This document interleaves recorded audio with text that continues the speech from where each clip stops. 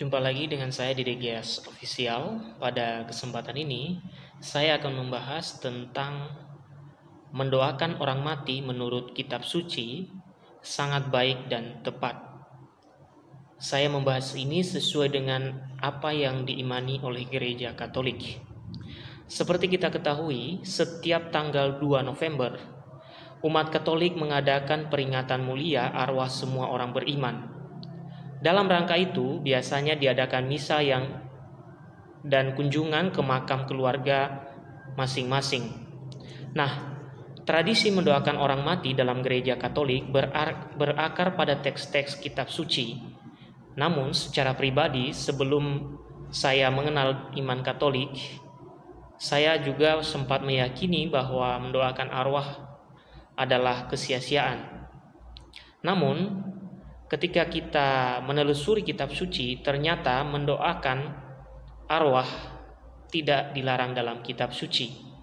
Nah, mengapa demikian? Yesus sendiri mengatakan bahwa ialah kebangkitan dan hidup. Barang siapa percaya kepadanya akan hidup walaupun ia sudah mati. Sebagaimana tertulis dalam Yohanes bab 11 ayat 25. Maka bagi kita percaya kepada Yesus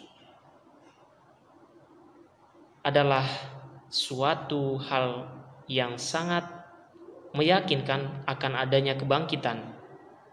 Maka mendoakan orang meninggal atau mendoakan arwah atau mendoakan orang mati merupakan bentuk harapan dan kepercayaan kita terhadap adanya kebangkitan orang-orang mati.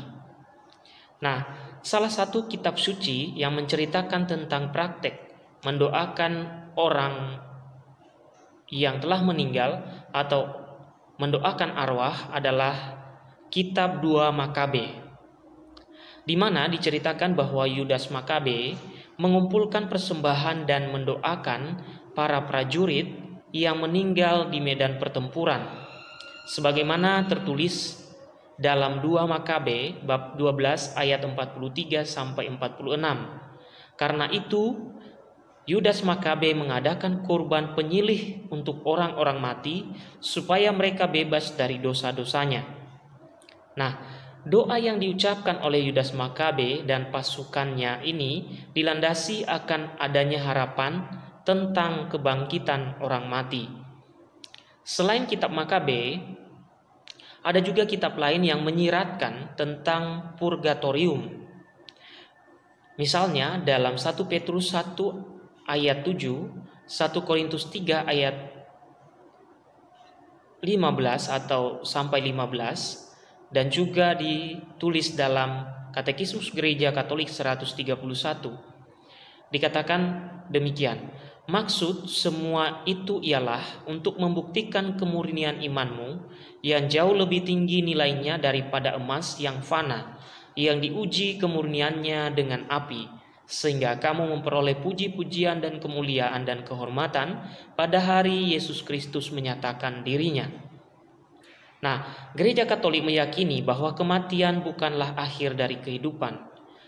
Kehidupan kita ini hanya akan diubah ke bentuk kehidupan yang baru, bukan dilenyapkan.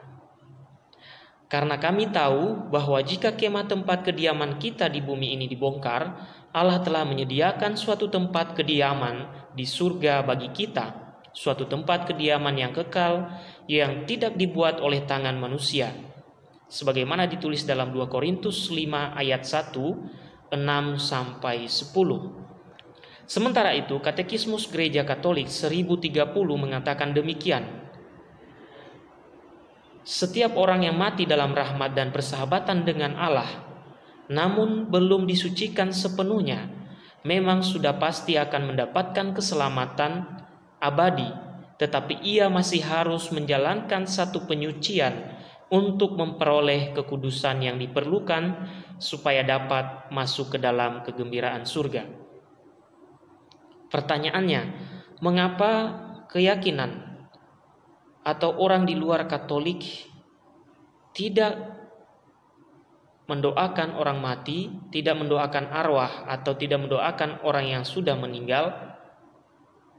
Ini berkaitan dengan sejarah yang terjadi pada masa lampau. yakni karena Martin Luther telah menghapus kitab 2 Makabe dalam daftar kitab suci yang ia terjemahkan. Padahal dalam kitab kedua Makabe itulah diceritakan tentang tradisi mendoakan orang mati. Nah, mengapa Martin Luther menghilangkan itu? Karena kitab Makabe ini dianggap bertentangan dengan sola atau trisola yang dibuat oleh Martin Luther, yaitu sola scriptura, sola gratia, dan sola fide.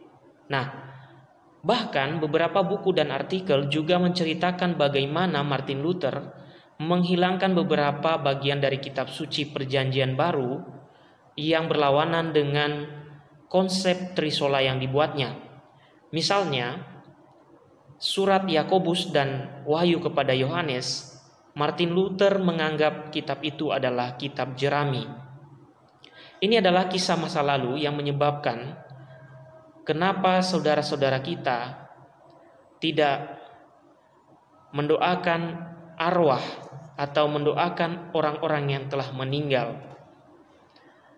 Itulah penyebab yang pertama, yaitu dihilangkannya kitab-kitab itu yang disebut sebagai Deuterokanonika, dan juga sebagian dari Perjanjian Baru bahkan dianggap sebagai non-kanonik oleh Martin Luther karena dianggap kitab jerami hanya karena bertentangan dengan trisola yang dibuatnya. Misalnya Yakobus menekankan iman dan perbuatan itu harus bersamaan, sementara yang ditekankan oleh Martin Luther adalah rahmat. Sementara kedua-duanya adalah perlu untuk keselamatan. Demikianlah pembahasan kita berkaitan dengan mendoakan arwah atau mendoakan orang-orang yang telah meninggal atau orang-orang yang telah mati.